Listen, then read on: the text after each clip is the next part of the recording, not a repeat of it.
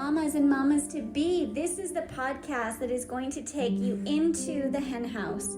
We are talking all things intuitive and mindful living and mothering, as well as preventing birth trauma and healing from birth trauma. We are bringing you real talk, real connection, real community, and hopefully some real inspiration as well. We are your hosts, Andrea and Chantal.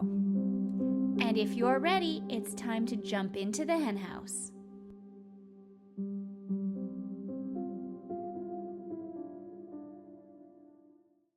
Hello, everyone. Welcome back to the season finale for season 3. We're so glad you're here, and we have an amazing guest.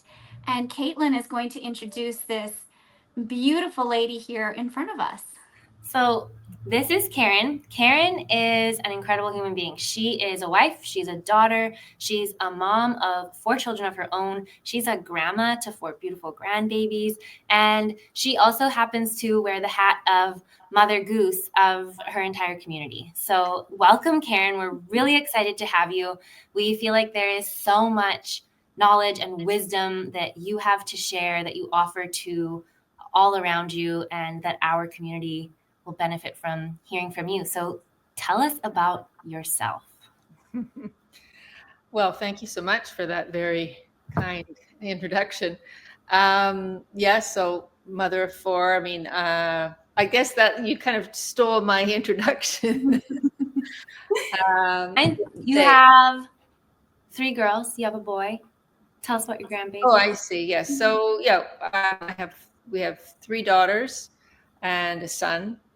Our first daughter was born when I was 30, and then my son was born when I was 38. He was at the end.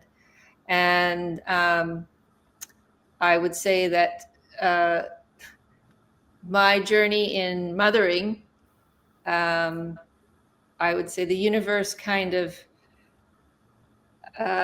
allowed me to fulfill my fantasy for the first 10 years or so. And then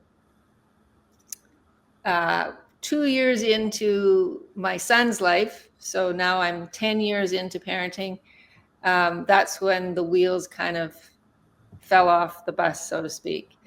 I had felt like I had this parenting thing all figured out. And, in university, I majored in psychology, and I had taken every child psych course I could imagine. And I practically lived in a daycare because my mother had a family daycare in her home. And my brother and sister were 11 and 13 years younger than I. So, I had, I would say, more of almost a mothering role with them than as a sibling. And then went on to work at a daycare, and I au paired in Geneva for 9 months for 2 little boys. So I felt like I had all this experience and all this knowledge, and I was just going to apply everything that I knew, and I was going to have this family that I kind of fantasized about. And as I was saying, I think for the first 10 years, it all kind of was tickety-boo. The kids were following their scripts. And then, as I said, when my son was 2, that's when he started having seizures and rages and cognitive regressions, and was diagnosed ultimately with a rare but benign, thankfully, brain tumor. And all my tricks that I thought, everything that I thought that I knew, my tricks weren't working, on top of course, all the unknowns that were surrounding his diagnosis. Being so rare, nobody knew what life was going to hold for him. So we became all about researching and trying to find some solution. And it was about a 5-year journey of just being in constant crisis, between the seizures and the behavior, and Um, I was becoming someone I didn't even recognize. I was becoming more reactive. I'd kind of had gone from feeling confident and competent, I think in hindsight, very much overly so, to feeling completely desperate and defeated. So just to backtrack a little bit. So as I said, it was like a 5-year journey between my son's diagnosis and when he had surgery ultimately, which did change the trajectory of his life. Things very much improved after that, but it's still been a journey, and to this day, but with much more optimism. So he kind of lost my train of thought. So yes, he had the surgery. We were things were starting to feel a little bit better, and then my brother died, and when he was only 35, and so then everyone was in crisis and chaos. And by then I had 3 teenage daughters who themselves were doing, in hindsight, pretty typical teenage stuff. But because I was, I don't think, very well grounded at that moment in time, I was, even more reacted, and was feeling, I think, really succumbed to the pressures of family and friends who would say things like, well, why are you letting your son get away with that behavior? When your daughter, you never allowed your daughters to do that. Those kinds of messages were really wearing me down, and I couldn't understand why I felt was so dedicated to this role of being the perfect mom, and my world was just falling apart. Nothing was working. My kids were, the way I viewed it at the time, kind of falling off the rails. Didn't know what was going to, how my son's life was going to play out. And as I said, became very desperate and defeated. And that is when I came across Dr. Shefali. I don't know if you're familiar with her, and she's written a number of books, but I would say she's most widely known for the conscious parent. And her message really resonated with me, because I felt like I knew, I understood that, of course, children just want to be seen, heard, valued. Why wasn't it working? And then the Dr. Shefali's message is all about, well, it's not just about following a recipe, a one size fits all. It's more about you have to parent yourself.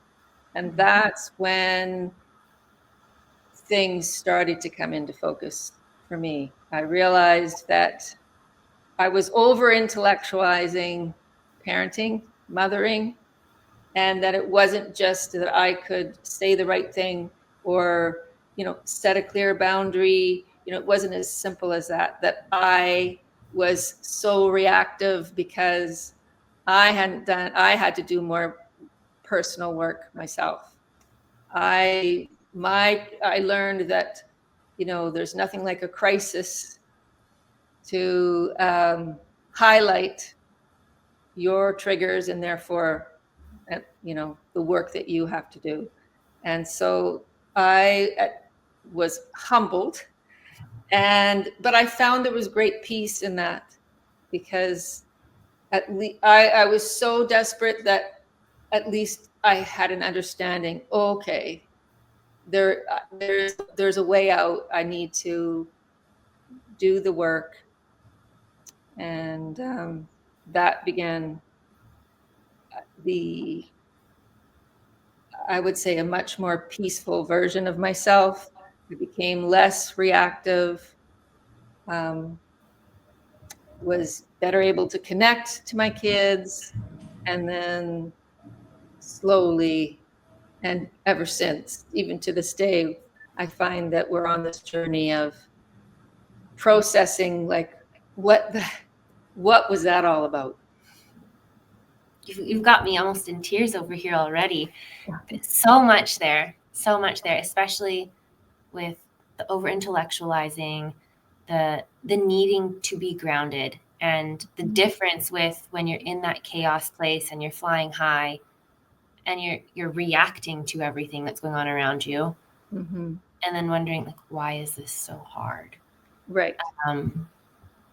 Yeah, and I think what I learned, one of the things that comes to mind is the importance of not getting caught up in, well, this should happen or this shouldn't be happening, and that we don't need to be perfect. I was so determined to create this family. I was, as I said, I'm so much older than my brother and sister. I do in many ways consider myself like an only child. So, and didn't feel as a young child that I belonged Right. anywhere, because my mom was also an only child. So we didn't have a strong family culture. And so I very much wanted to create that for, Right. I guess, How would you say, selfishly, I guess. Well, yeah, I mean, you're talking about creating the perfect family. Mm-hmm. And if we really look at that, it comes back to our own definition of perfection, right? So just because it could be what we think is perfect isn't necessarily what our kids might think is perfect, or our partner might think is perfect, or the rest of the world looking in might think is perfect. I'm curious, you mentioned that your mom also ran a daycare. Yes. And then, so between that and you being the eldest child with a significant gap, what do you feel like your template for a mom was like? Do you feel like as a kid that you got the mom that you needed, or something different? Well, I think in terms so my mother was, a single mom. So I have no memory of ever living with my father. Mm-hmm. So it's interesting. The question is interesting because I would say that I had a very different mom than my brother and sister had. Right. But the mom that I had, she was very strong and, independent. And I very much admired that.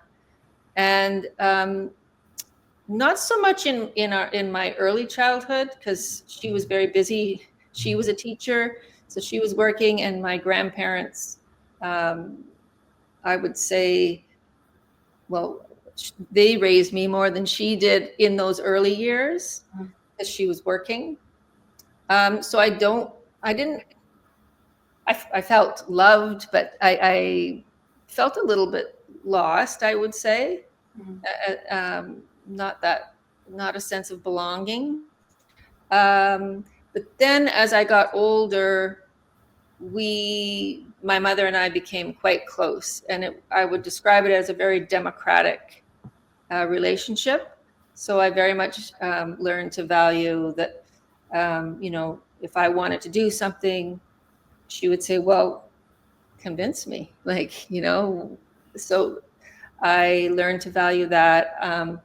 And there was a very strong sense of community in our home, in that as I got older and developed some good friendships, it was very much an open door policy. So, and many of my friends over the years, particularly in high school, would come and talk to my mom because, and many of them envied the relationship that we had. And I was proud of that. And I did, I very much want to emulate that, or I wanted to create that kind of bond with my own children. Right. And you are fortunate enough that your mom is still living, right? Yes. Yeah. So that's also unique and wonderful because you get to see such a wide range of relationship with your mom, from early childhood to middle childhood to adolescence to adulthood to now you becoming a mom and you becoming a grandma. Yes. You get to have so many different aspects of your relationship with your own mom. Yes. And it's interesting. I was just thinking that, similar to how, the curveballs that life gave me essentially created the opportunity for me to crack open. And I am grateful for that because I realized how much I didn't know, how much healing I needed to do, and feel like I'm a very different, more grounded. I have a much stronger sense of myself and an inner peace, more connected to like my inner knowing. Mm-hmm. And that's, I think that's naturally reflected in our parenting. When the extent we can do that, we can better connect to our kids. How have you found through the various chapters of your own being a mom, what was your mom's relationship like with your kids? That's something Andrew and I have talked about before. It's interesting to navigate as we are stepping into motherhood and creating a family and the hopes and ideals that we want to set for our family, and how some of that may vary from the way that we were raised. And it's not to make one right and one wrong, it's just different. But Right. Navigating some of those different boundaries with our own mothers as we're creating our family. And I'm sure many people can relate to that. It's always different when we're stepping into something for ourselves. Can you speak to that at all? Yeah, well, so our kids had two grandmas essentially, and they had no grandpas. But so my husband's mother, she was maybe the most typical grandma, like the yes grandma. She didn't know the word no, and they loved visiting with her. But she was a lot older than my mother, so they didn't have her for. I think she died when they were in their teens. Okay. So I mean, but they had opportunity. And then my mother, being younger, and still working in having with this family daycare, we had the unique opportunity of when my kids were little, I would often pack them up, and she just lived a 5-minute car ride away. We would go there and spend the mornings very often in the daycare. Cool. So our kids became friends with the kids in the daycare. It was a real win-win. The kids got to be with grandma and with other kids, and there was kind of support on both ends for my mother and I. So Right. So that was good. But I would say that my mother very much became like a second mom. My husband traveled a lot in those days, so she was a huge support for me. And I'm talking now, these are the days before the wheels were falling off the bus and everything was going tickety-boo, and we were very much aligned on our parenting styles, not surprisingly. And so, it was great. Yeah. It was great in those days. But maybe the downside to her being like the second mom. She was more, I guess the kids would see her as more of like a disciplinarian, like, you know, she very different from my husband's. So, I mean, I guess I shouldn't say it's a disadvantage, it's a difference. And I've come to see that all of these differences really shouldn't be labeled, that they all just have their place. Yeah, you had mentioned something earlier about like when things kind of started going off the rails and you got really reactive, how you received a lot of judgment kind of coming in from the outside. Yes. Um, kind of sort of in regards to that, and like how did you deal with that, I guess, and get through that and find your way, and kind of how might your ideas or ideals have changed, but how did you integrate all of that? Because I feel like as new moms we are bombarded with information, and you should do it this way and you should do it that way, and everyone thinks that they're right. And Yeah. um like I don't know, last week maybe it was kind of like I gave my daughter something to eat, and then one of the grandmas got terribly upset about it and was like, "That's not right. Did you not read the book I gave you?" You know, and then my mom will say something completely different, and then, you know, someone else will say something completely different, and you're like, everybody's 100% convinced that they're the only one that's right, but they're like all completely opposite opinions. Like, Yes. you know, but I mean, especially when things are kind of getting chaotic, like how do you deal with all of that, or what would you suggest, or what did you do? well, initially I didn't handle it well at all. I just, because I was already so worn down by then, and I really kind of, if anything, became more controlling with my kids, thinking, oh well, I must just have to double down my efforts, and I have to set clearer boundaries. And you know, the messages typically, well, these kids are being disrespectful, and you know, you're just not doing it right.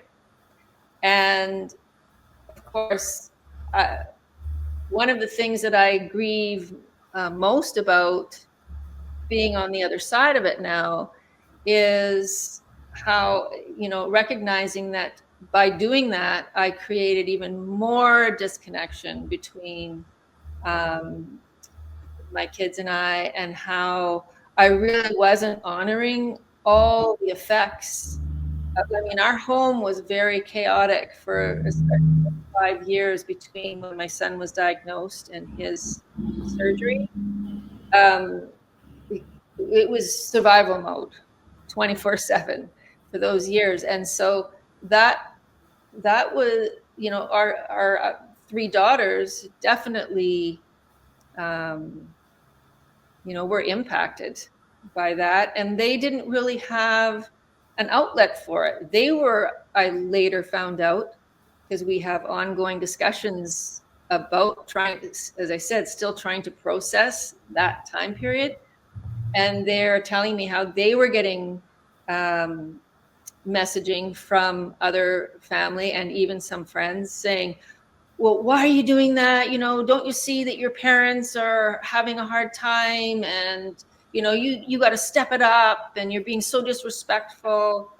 And so they weren't being honored for everything they were going through. And so I've really tried to make reparations around that, and apologizing for that. But in terms of how did I deal with it, the answer for me was my journey, you know, through this conscious parenting effort.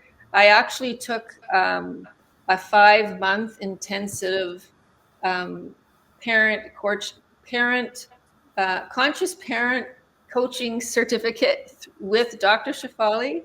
So it was a 5-month intensive. I not because I, you know, at that time of my life, I was looking to become a parenting coach per se, but because I knew, or wanted to really dive deep and figure out why I was feeling so lost, like I was rudderless, and really wanting to find the missing piece of how did I stray so far away from the parent that I wanted to be, calm and, mindful and, all of these things, and not so reactive. So what I learned through that process was figuring out what my weaknesses were, what my patterns were, what my triggers were, and through that process just found more inner peace and that groundedness, and,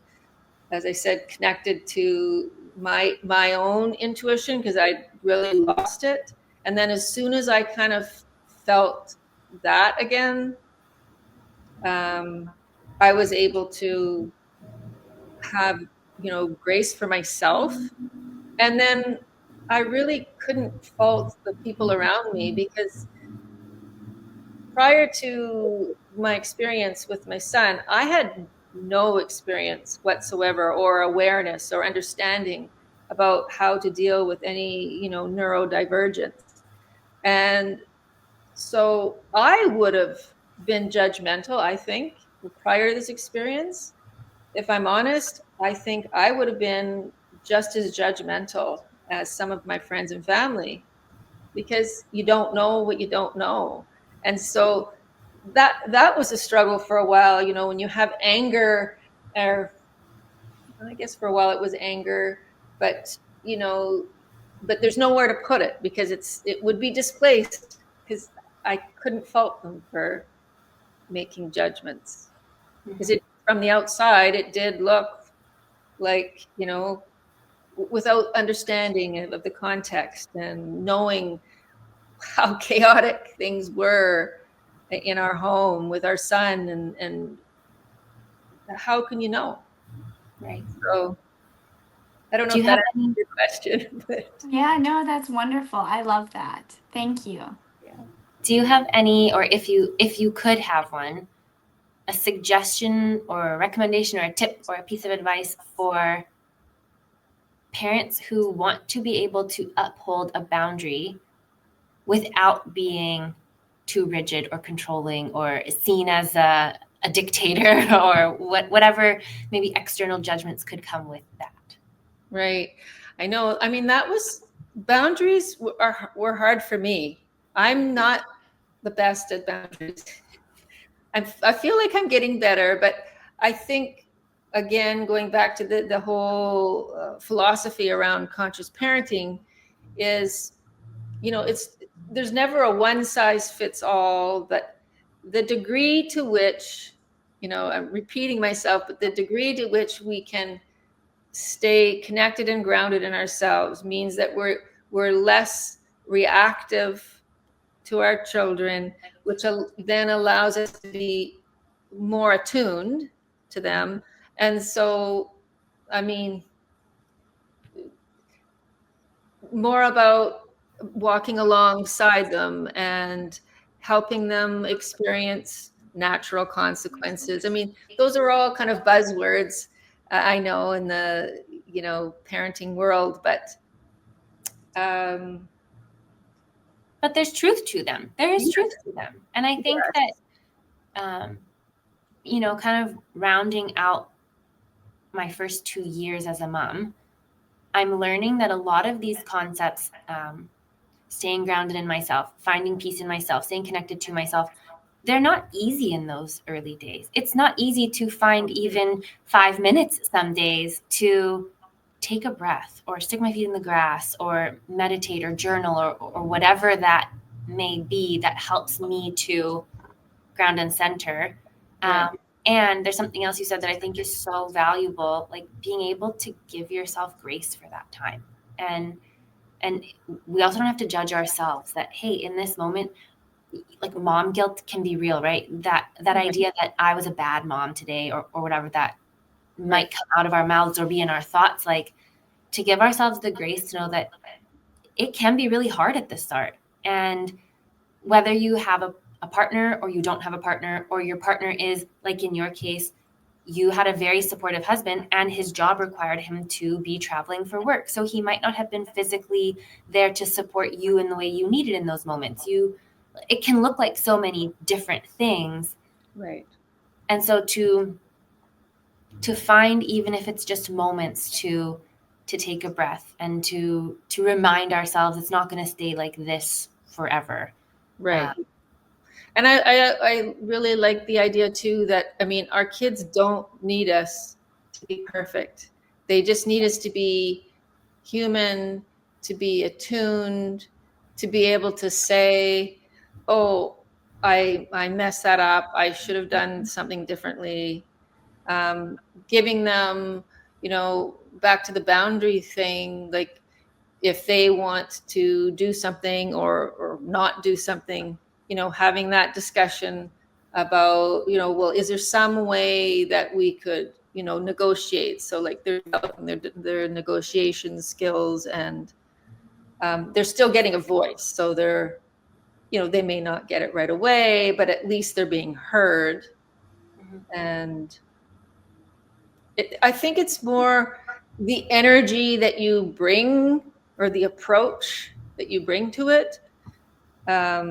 I think really resonates with, I mean, the kids know when you're being your authentic self, and when you're really trying to connect and like genuinely want to understand and kind of validate what they're wanting, and then explain, well, maybe we can do that later, or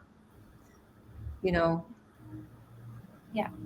Or I like the idea too of you can be in charge without being in control. Like that's a different energy. Yeah. Yeah, I love that piece. And I'm curious, do you feel like kind of that shift of energy, and not that it, but holding that energy kind of as they got older, do you think that that helped maintain relationships? Because I also feel like a lot of mothers, as their children get older, have trouble letting go. And then when they can't let go, all of a sudden you are the mother of a mother and there becomes like a bit of a battle because grandma is still trying to control all aspects of child's life, and well, I'm your mother, it's my job to make sure you do everything exactly right, and I'm the one who dictates that. And that becomes really problematic, and I've seen amongst people that I know so many breakdowns where they're like, I'm just not close with my mom anymore, and it's sad. And like, I want my kid to know their grandma, but we're like, butting heads. We just don't get along. There's just like, if you're not going to do it my way, then I don't really want to deal with you. And like, and it's very sad to me that there's so much breakdown. Like, how do you, or how, like, how have you done that? I guess one, as you became a mother, but then also as your children became mothers. Like, I would What does love that to look hear your like? thoughts. Yeah. Yeah. I mean, I guess I'm fortunate in that.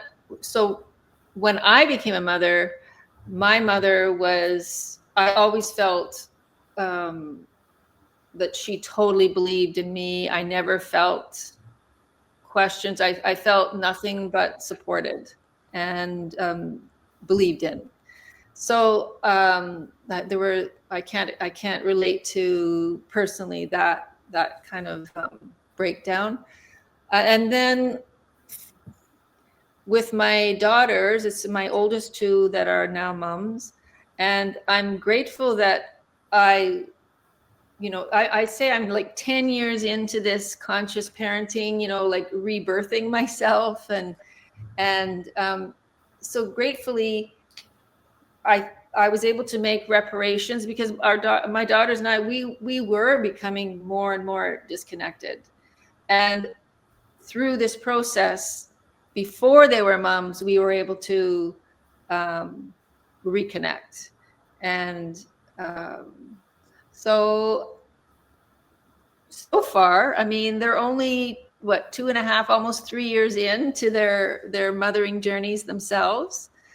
And we've not, I mean, a few times they're thankfully comfortable enough with me, and they're able to say, Mom, okay, enough of that. You know, if I start talking about various topics, they'll kind of put me in my place. So it's not like I've got it all figured out, but I find that I'm better if I go off track. I'm better able to kind of come back at a, you know, faster rate. I think from listening to what you've said, also, you've done a lot of work on yourself.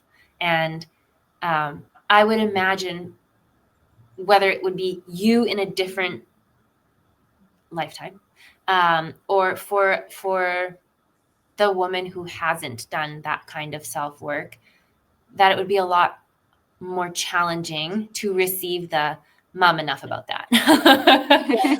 That could probably very easily for someone be taken personally and be taken as an attack or a blame or a "you're wrong," as opposed to a "hey, healthy reminder. This is me being a mom. This is me raising my kids. You had your chance. Right. Let me have mine." And I think, just as I'm thinking about it, I imagine there are moments where in your head you might be like, I just don't want you to mess up. I just want you to get it right. But also part of the journey is messing up and is figuring out how we got it wrong so that we can then get it right next time. Yes, exactly. I mean, when you were asking earlier about a big piece of advice, I think that's another thing that comes to mind is accepting the chaos of life and seeing it not as an obstacle or an impediment, but that it's actually for you, you know, like you can use it to transform. And so that's one of the ways that I've been able to forgive myself too, is I can, you know, did go through a period where it's like, oh no, what have I done? I've completely messed up my kids, and I wasn't the parent that I wanted to be, and I would have done this differently or that differently. And then moving through that, being able to recognize that, okay, so, you know, I've gone this, you know, I'm on my journey, and I truly did do the best I could with what I knew at the time, which I think most of us do. And so I have complete faith that, you know, they're on their journeys, and that they will, and I think already are, you know, transforming and learning about through, you know, processing everything that they've gone through. And I'm very proud of them. They're great moms. They are. Yeah. All your kids are great. Yeah. You've done a really, really wonderful job. Well, they're coming along. I mean, I think it's been really important to have friends that you know, we can be really real with each other, that, you know, I've never been one to say, oh, I've never been achievement oriented anyway, you know, even before. I feel like I have had a good understanding of, you know, the being versus the doing. And so, I mean, that's been helpful. But. Yeah. I love how you talked about welcoming the chaos. Like, maybe not asking for more of it. However, when it's already there, to find a way to embrace it. And that reminds me of, there's a concept in chiropractic of reorganizational healing.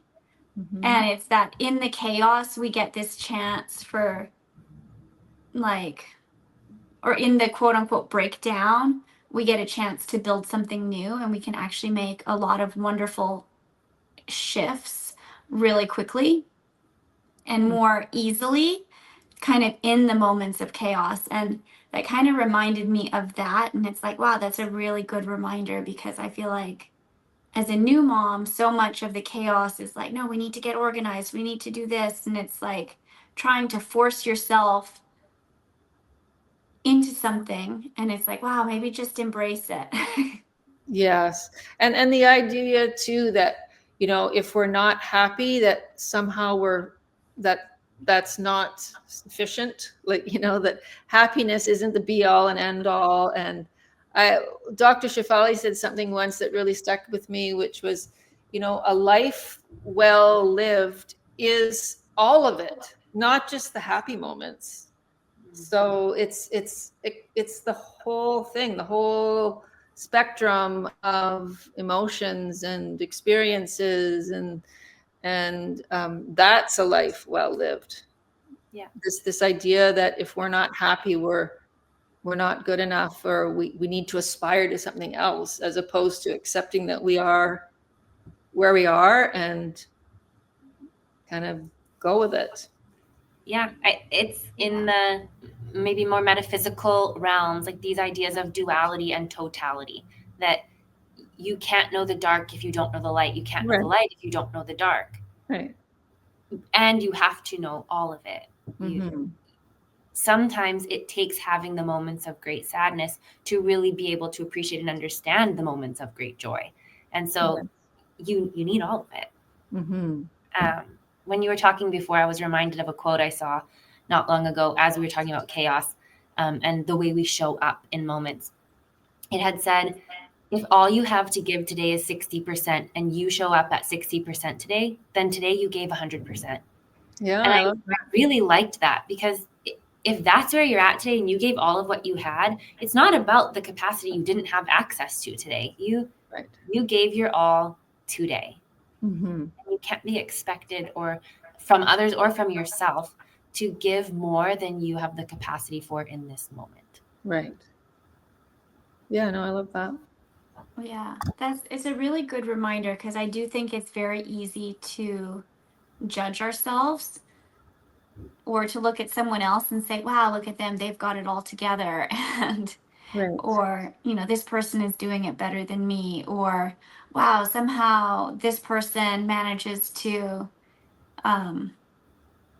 I don't know, like mill their own flour and bake their own bread, and I'm like, not there. Like, what's wrong with me? Yeah, for sure. But to acknowledge the different capacities in different days and different times of life, and just different people too. Like, even talking about the neurodivergent, like that we just all have different capacities and different levels of ability to handle stimulation as well, and to honor that for our children, but also for ourselves. Like, so I love that you touched on that too. The idea that our kids are our teachers, if you let them, if you're open to it. So I try to focus on that too, like, because I still can very easily get triggered, but as I said, I find it easier to kind of go, okay, I'm doing it, and can kind of reel myself back in. I was just kind of looking through. I know we had planned some things we wanted to talk with you about, and I think we've actually covered a lot of it through the ebbs and flows. There is one question I have for you, and it's a little bit a slight shift in the conversation, but I'm curious if you have anything to say regarding, as you're going through motherhood, how do you keep playfulness and joy alive in your marriage, partnership, whatever that might look like for a certain person? Well, I mean, playfulness, I would say through the course, we've been married for 37 years, I think. And so there's definitely been a lot of ups and downs and curves. I would say that we definitely took a hit through those really chaotic years, because there wasn't a lot of play. I'll tell you that. But to me, it's similar to motherhood in that there was, at that time when I was feeling so lost in motherhood, I was just lost in general.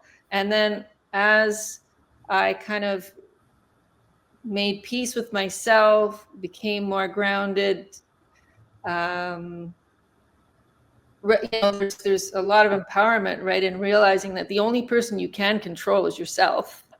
And so I found that once I kind of got to that place, got, my footing, things in our partnership started to take a stronger shape.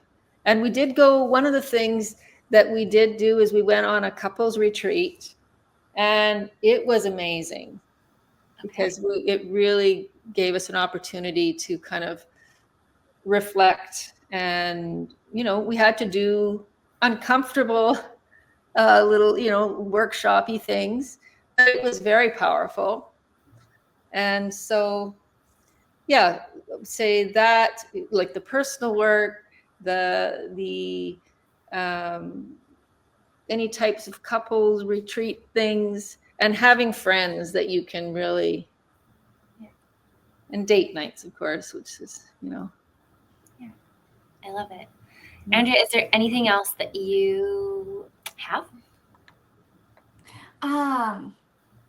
I really love all of that. I think the part that I'm hearing so much coming through is the like connecting with yourself, like being grounded and true in yourself. And then as you do that, connecting with others. And that it's that, I guess, internal piece first lets you do the external connection. And once you can do those pieces, everything else kind of starts to come together.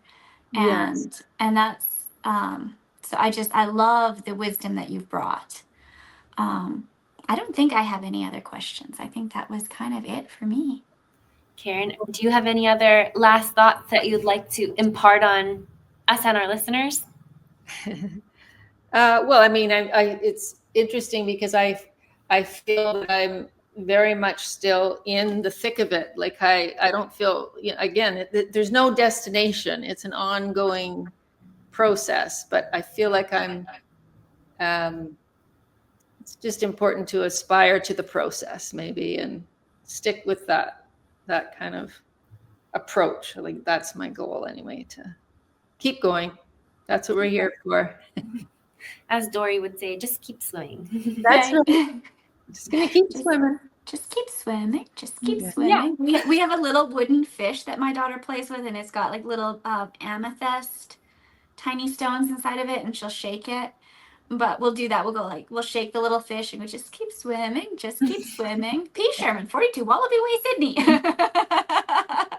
Love it. Well, thank you. Thank you so much for your time today, especially as you're away on vacation, and for sharing all of your knowledge with us. We really, really appreciate it. And I'm sure that our audience are going to be favoriting this episode very quickly.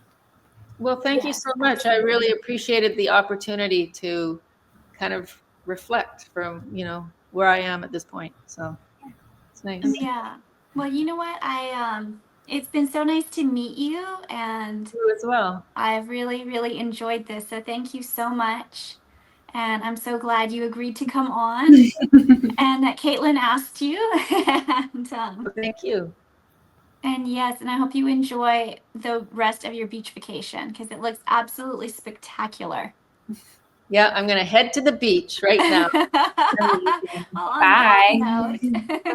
On that note, thank you everyone for listening. And we will, this was again our season finale. So we will see you all next season. And follow us on social media, or go ahead and subscribe to the show. And then you will be sure to catch the first episode of next season as well. So thank you. Thank you. Thank you. Thank you for being here today. If you are loving this podcast, please go ahead and subscribe, and we would love if you would leave us a review. Sending so much love for you into this week, and we will see you soon.